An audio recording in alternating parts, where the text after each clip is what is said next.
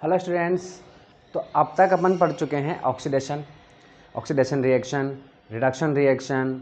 इसके अलावा दोनों को मिक्स कर देते हैं तो रेडॉक्स रिएक्शन पढ़ चुके हैं। इसके अलावा अपन ने क्या देखा है, ऑक्सीडाइजिंग एजेंट देखा है, रिड्यूसिंग एजेंट देखा है, ये सब अपन पढ़ चुके हैं आज। और इन सब में से एक रिएक्शन है जो थोड़ी इंपॉर्टेंट है। क्यों है? क्योंकि उसका इफेक्ट हमारे डेली लाइफ में भी पड़ता है। और वो कौन सी रिएक्शन है? वो है ऑक्सीडेशन रिएक्शन। ठीक है, तो हमारा आज का टॉपिक क्या हो जाता है? इफेक्ट्स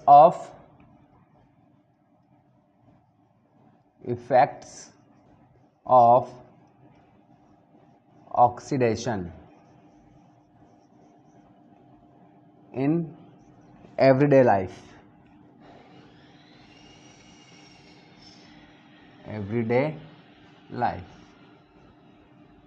ठीक है, चलिए दिख रहा है?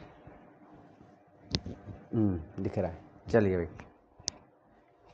तो देखिए कैसे होता है हमारी डेली लाइफ में ऑक्सीडेशन का इफेक्ट। तो देखिए, एक तो है कोरोजन और दूसरा है रेंसिडिटी। ठीक है, तो कोरोजन क्या होता है? अब जैसे ही मैं कोरोजन बोलता हूँ, सबसे पहले अपन देखेंगे कोरोजन।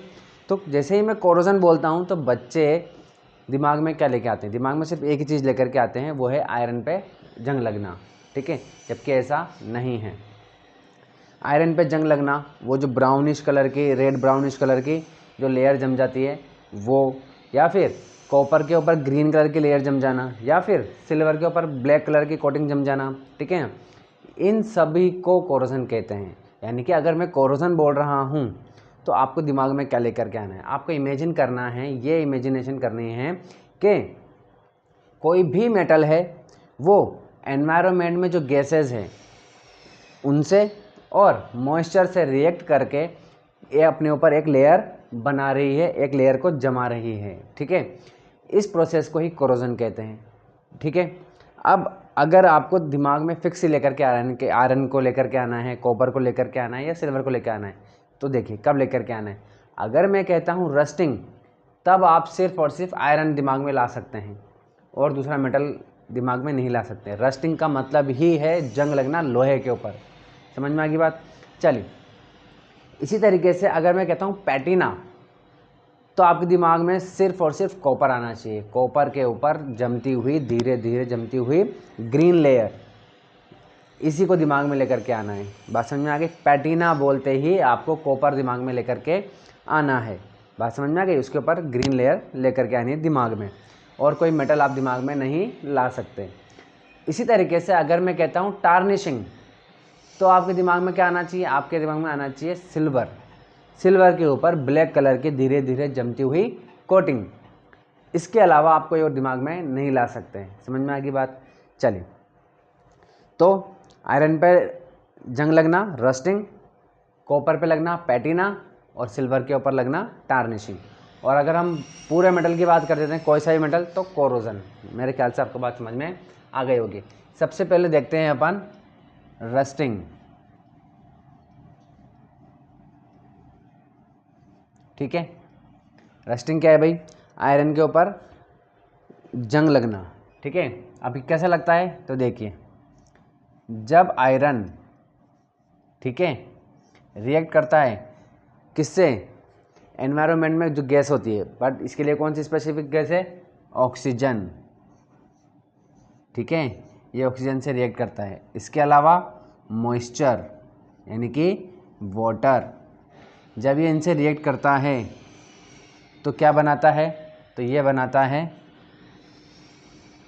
Fe2O3 और साथ में H2O डॉट।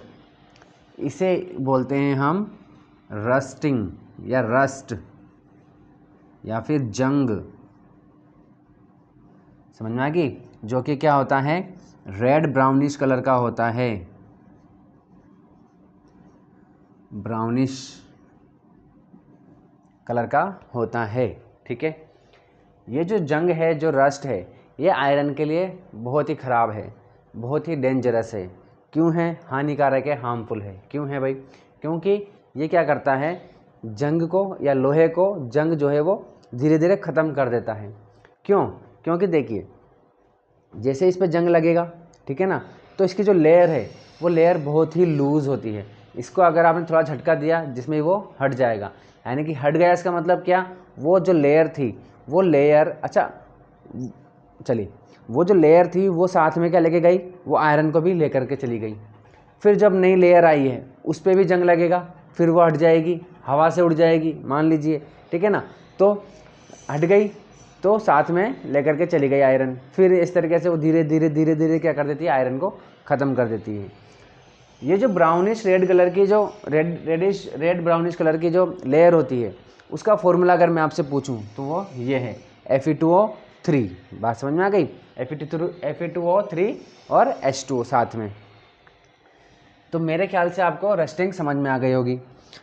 रस्टिंग के बारे में अपन और कुछ देख लेते हैं, एक और चीज़ कि रस्टिंग जो है वो, रस्टिंग की वजह से हमारे देश में या पूरी दुनिया भर में, हर अलग अलग देश में टन्स में, कई सारे टन्स में, कई सारा किलो, मतलब हज़ारों किलो जो लोहा है वो वेस्ट हो जाता है, ठीक है। तो यानी कि रस्टिंग हमारे लिए क्या नहीं है, अच्छी नहीं है। तो रस्टिंग से यानी कि फिर हमें रस्टिंग से हमको लोहे को क्या करना है, बचाना है, ठीक है ना। तो रस्टिंग से बचाने के लिए अलग अलग मेथड्स यूज़ किए जाते हैं। सबसे पहले अब देखिए हो क्या रहा है, आयरन जो है वो ऑक्सीजन के कांटेक्ट में आ रहा है, वाटर के कांटेक्ट में आ रहा है। तो अगर हम ये कांटेक्ट ही कट कर दें, ठीक है, तो भी हमारा आयरन बच जाएगा। तो कांटेक्ट कैसे कट करेंगे भाई, ये आयरन है, यहाँ पर ऑक्सीजन है, तो बीच में हम कुछ लेकर के आ जाएं, ठीक है, जिससे ये कांटेक्ट ना हो पाए। तो क्या करते हैं, पेंट कर दें भाई यहाँ पर इसके ऊपर, ठीक है। तो ये पेंटिंग कर दी हमने, पेंटिंग करते ही आयरन नीचे आ गया, ऊपर बीच में पेंट आ गया, ठीक है, और ऊपर ऑक्सीजन है, मॉइस्चर है, तो वो कांटेक्ट नहीं कर पाएगा, कांटेक्ट नहीं कर पाएगा तो रस्टिंग नहीं होगी। बात समझ में आ गई। चलिए, इससे हमारा क्या बच जाएगा, आयरन बच जाएगा। चलिए, तो पहला तरीका हो गया रस्टिंग से बचाने के, लोहे को बचाने के लिए, आयरन को बचाने के लिए। दूसरा देखिए, अच्छा आपने एक चीज़ देखी होगी अपने घरों में, आपके घरों में स्टील के नल लगे होंगे, पानी के नल, जो टैप जिसको बोलते हैं, ठीक है ना। तो हमें लगता है कि वो स्टील के नल है। आपने कभी ना कभी, या आप में से किसी ने उसके अंदर भी झांक के देखा होगा, जो नल है उसके अंदर झांक के देखा होगा, तो वो अंदर जो है जंग लगा होगा, ठीक है। इसका मतलब ये है कि वो जो नल है वो स्टील का नहीं है, वो लोहे का ही है, ठीक है, बट उसके ऊपर कोटिंग कर दी गई है। कोटिंग किसकी, अच्छा आपने पुरानी साइकिल देखी होगी जो ऐसे पकड़ कर हैंडल चलाते हैं उसमें, ठीक है ना, उसका हैंडल देखा होगा, कैसा शाइनी सा रहता है एकदम गजब का। तो क्या वो स्टील का है, वो भी स्टील का नहीं है, वो भी आयरन का ही है। लेकिन इनके ऊपर क्या कर दी जाती है, कोटिंग चढ़ा दी जाती है, क्रोमियम की कोटिंग चढ़ा दी जाती है, ठीक है। क्रोमियम क्या होता है, क्रोमियम ऐसा मटेरियल होता है जिस पर रस्ट नहीं लगता है, रस्टिंग से बचाता है, ठीक है ना। इसके अलावा वो शाइनी भी होता है, बहुत शाइनिंग होता है, ठीक है, शाइनी सा होता है, इसीलिए उसकी कोटिंग उसके ऊपर चढ़ा दी जाती है, जिससे वो उस पर जंग भी नहीं लगता है, ठीक है ना, और शाइनी भी होता है, तो अच्छा भी लगता है, ठीक है। इसके अलावा तो एक तरीका ये हो गया। इसके अलावा गैल्वेनाइजिंग करना, गैल्वेनाइजिंग का मतलब क्या होता है, गैल्वेनाइजिंग का मतलब होता है जिंक की कोटिंग कर देना। जिंक की कोटिंग का मतलब क्या, जिंक मेटल है एक, ठीक है ना, जिस पर रस्ट नहीं लगता है, तो क्या करते हैं, उसको पिघला लेते हैं, कोई भी हमारे पास ऑब्जेक्ट है उसको उसमें डाल दिया, ऐसे बाहर निकाल लिया, ये जिंक की कोटिंग हो गई, ठीक है ना। तो जैसे क्रोमियम की करी वैसे ही जिंक की कोटिंग हो गई हमारे पास, ठीक है। इसके अलावा इलेक्ट्रोप्लेटिंग आपने छोटी क्लास में पढ़ा होगा, है ना। मेटल्स को हम एक को एनोड बना देते हैं, एक को कैथोड बना देते हैं, फिर जो प्योर उस पर लेयर चढ़ जाती है, ठीक है ना, इस तरीके से। तो इलेक्ट्रोप्लेटिंग से भी हम क्या कर सकते हैं, रस्टिंग से हम आयरन को बचा सकते हैं, ठीक है। चलिए, तो ये हमने देख लिया आयरन की रस्टिंग। चलिए, अब देखते हैं अपन पैटिना। पैटिना क्या होता है भाई, पैटिना होता है कॉपर पे ग्रीन कलर की लेयर चढ़ जाना, ठीक है, यानी कि कॉपर का कोरोजन। तो देखिए भाई, ठीक है, ये है हमारा पैटिना। पैटिना का मतलब क्या होता है, मैंने बताया था आपको, जैसे ही पैटिना वर्ड आ जाए तो हमें दिमाग में क्या लेके आना है, कॉपर के ऊपर लगी हुई ग्रीन कलर की लेयर। तो देखिए, कॉपर जो है वो सबसे पहले क्या करता है, ऑक्सीजन से रिएक्शन करता है, ऑक्सीजन से रिएक्शन करके वो क्या बनाता है, कॉपर ऑक्साइड बनाता है, ठीक है। उसके बाद ये जो कॉपर ऑक्साइड है ये क्या करता है, एनवायरनमेंट में कार्बन डाइऑक्साइड गैस और वाटर यानी कि मॉइस्चर से रिएक्ट करता है और क्या बनाता है, कॉपर कार्बोनेट और कॉपर हाइड्रोक्साइड। यही वो है ठीक है, जो ग्रीन कलर की लेयर होती है। ठीक है, ग्रीन कलर की लेयर ही क्या है, कॉपर कार्बोनेट है। बात समझ में आ गई आपके। चलिए इसी तरीके से अब अपन देख लेते हैं क्या, टार्निशिंग।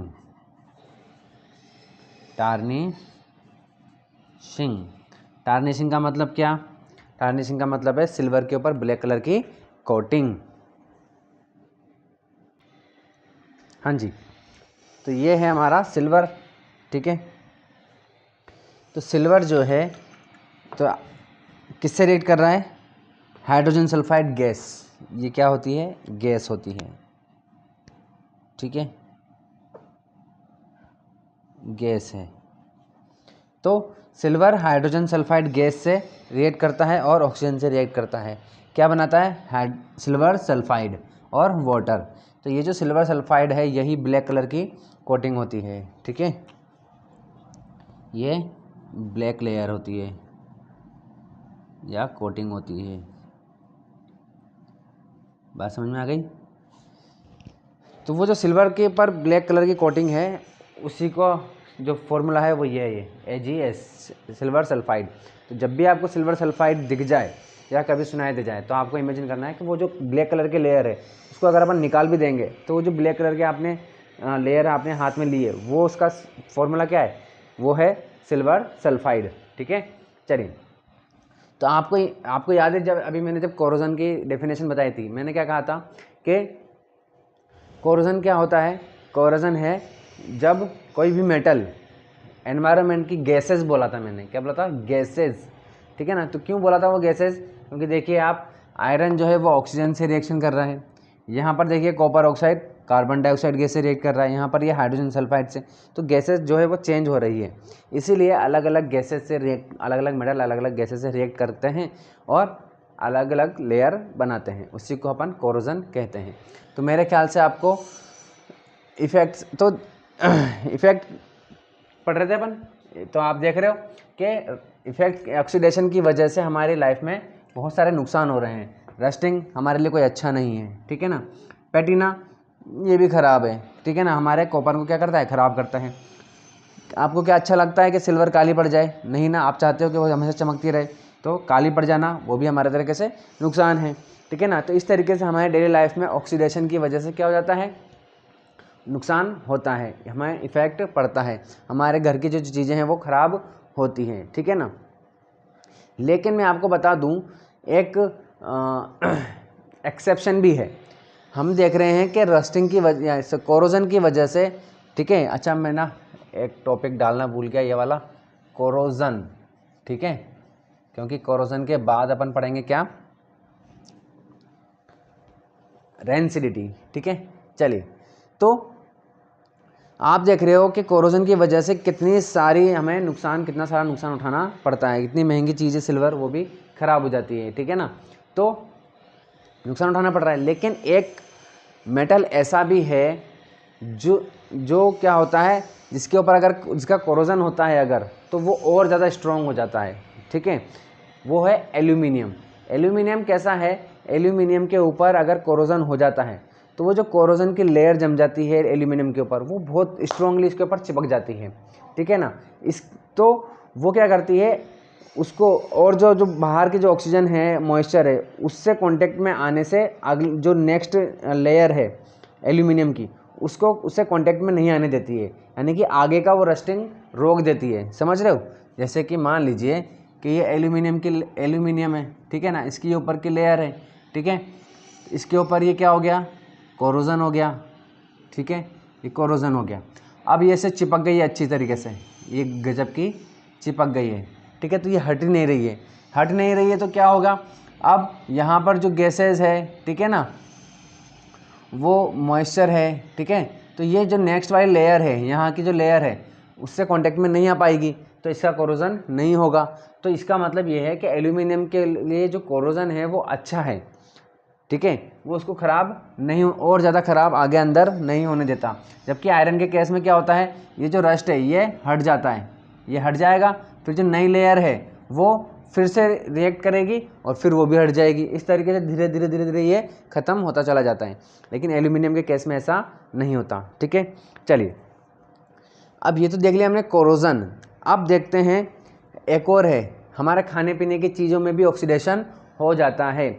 ऐसी खाने पीने की चीज़ें जिनको फ्राई किया जाता है, जिनमें फैट होता है, ठीक है, ऑयल होता है, तो वो चीज़ें भी क्या करती है, ऑक्सीजन से रिएक्शन कर लेती है, मॉइस्चर से रिएक्शन कर लेती है, जिसकी वजह से उनका टेस्ट ख़राब हो जाता है, वो ख़राब हो जाती है। ख़राब होने के बाद अगर हम उन्हें खाते हैं तो उनका टेस्ट अच्छा नहीं होता है। ठीक है, तो ऐसे कौन कौन सी चीज़ें हैं भाई जो ख़राब हो जाती हैं?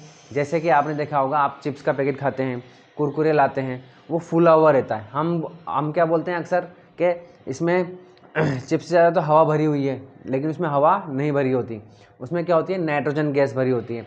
नाइट्रोजन गैस क्यों भरते हैं? नाइट्रोजन गैस इसलिए भरते हैं क्योंकि नाइट्रोजन गैस जो है वो ऑयल से रिएक्ट नहीं करती है, जिसकी वजह से वो उसका टेस्ट ख़राब नहीं होता है और उसकी वजह से वो काफ़ी दिन तक उसको हम स्टोर करके रख सकते हैं। आप इमेजिन कीजिए कि जब आप चिप्स खरीद रहे हैं, क्या उसी दिन वो पैक हुआ था? क्या नहीं, उससे वो कई महीनों पहले वो पैक हुआ होगा।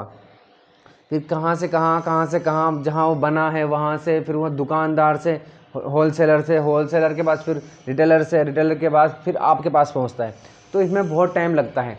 तो इतने टाइम तक वो ख़राब ना हो इसीलिए उसमें नाइट्रोजन गैस भरी जाती है और नाइट्रोजन गैस उसमें रिएक्ट नहीं करती है, इसीलिए वो बचा रहता है। लेकिन अगर उसमें ऑक्सीजन गैस एयर भर दी जाए तो वो बहुत जल्दी ख़राब हो जाएगी। अगर आपको इसको चेक करना है तो आप लेकर के आइए चिप्स और उसे खोल करके रख दीजिए, 2 या 3 दिन में ही उसका टेस्ट चेंज हो जाएगा। ठीक है ना।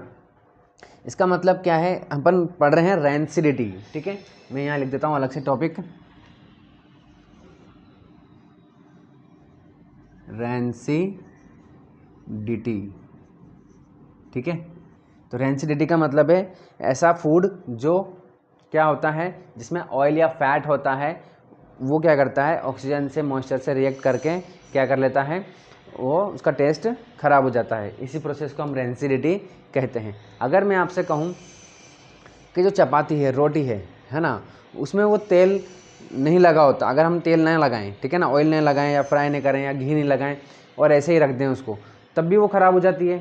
तो क्या वो भी रैंसिडिटी है क्या? ठीक है ना। जब मैंने बच्चों से पूछा था तो उसमें एक बच्चे ने या कुछ बच्चों ने कहा था कि हाँ वो भी रैंसिडिटी ही है, जबकि ऐसा नहीं है। रैंसिडिटी तभी होगी, रैंसिडिटी उसे ही कहेंगे जब खाने में ऑयल होगा, ठीक है ना, फ्राई होगा, ठीक है, फैट होगा। बट रोटी में तो, उस चपाती में तो नहीं है, तो वो ख़राब कैसे हो गई? वो ख़राब का रीज़न अलग है, वो है क्या, वो उसमें फंगस लग जाती है, माइक्रो ऑर्गेनिज्म जो कि है। फंगस क्या है? एक माइक्रो ऑर्गेनिज्म है जो कि फूड में लग जाती है। ठीक है ना। तो रोटी में फंगस लगने की वजह से रोटी ख़राब हो रही है, ना कि रैंसिडिटी की वजह से। बात समझ में आ गई? चलिए, तो इस तरीके से अपन ने आज ये पूरा चैप्टर क्या कर लिया, कंप्लीट कर लिया है, जिसमें अपन का लास्ट टॉपिक कोरोजन और रैंसिडिटी था, वो कंप्लीट हो गया है। ठीक है, चलिए अब पढ़ेंगे नेक्स्ट टॉपिक। तब तक के लिए बाय बाय।